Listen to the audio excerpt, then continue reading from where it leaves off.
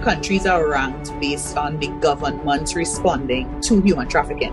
And I have to emphasize government response, not the international organization's response, not NGO response, not faith-based organizations response, not church responses, but government response. They assess, they measure, they judge the government agencies.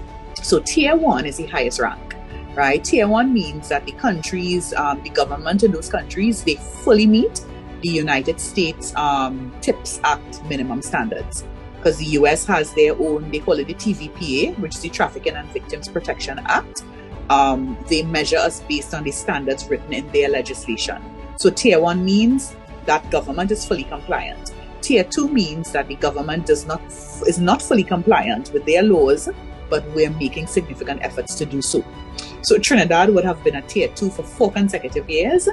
Tier 2 watch list is the other third level, and we're going down the list, right?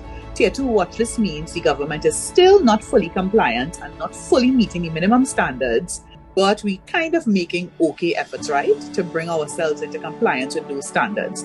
But the efforts we're making is not as significant as a tier 2 country. So watch list means basically they're watching you closely. The tier 3 is like a blacklisting, right? You don't want to be at that level. It means government's not fully compliant and not making significant efforts to do so. So if you're tier 3 or blacklisted, what happens is that there is a whole ripple effect of what can happen to your country.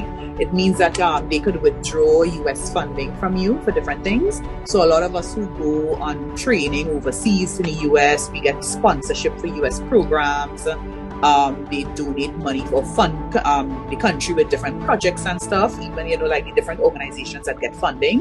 The only thing they will give is humanitarian assistance. Military funding and everything, all of that is going to stop.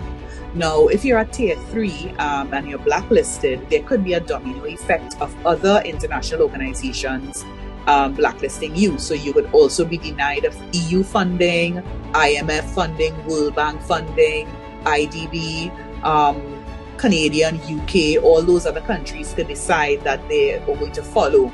So really it is just a measure, and it is the US, they have come up, it's a unilateral report that they publish, so it's published by the United States of America, and they just choose to measure their assistance to countries, financial assistance based on how we are responding to human trafficking.